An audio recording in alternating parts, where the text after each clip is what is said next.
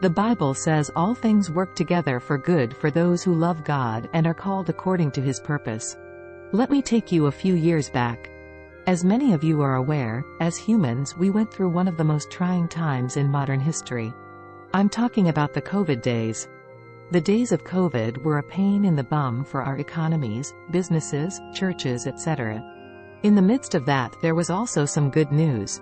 Many businesses exploded, new companies were formed, and also many people reconnected with their passions, be it cooking, playing the guitar, drawing, and others discovered their purpose and found a renewed zeal towards life and destiny. When it comes to the church, many people were delivered from living a church-centered life to living a Christ-centered life.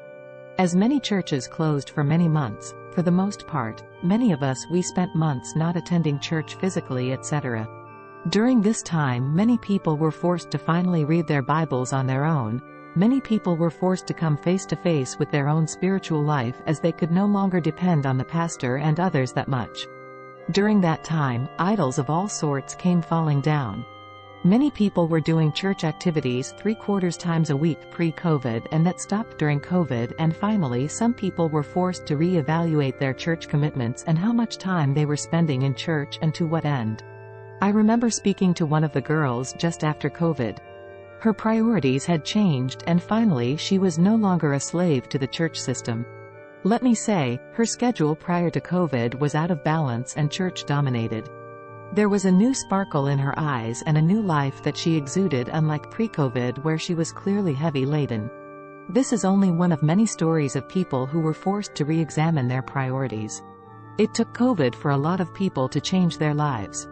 Whilst COVID was generally bad, some good also came out of that phase.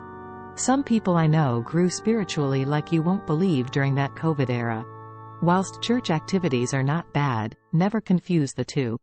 A church-centered life and a Christ-centered life. God desires a relationship with you. We must always remember that no matter what we do, still on church, always remember that a prayerless church is a powerless church. A prayerful church is a powerful church.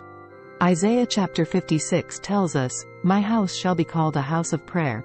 To be honest, no pun intended, some churches have become houses of entertainment.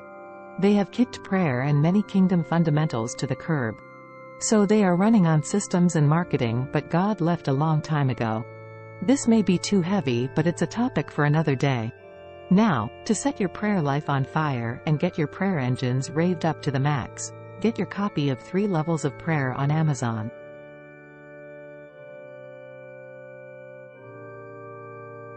Blessings, and always remember you have an uncommon destiny.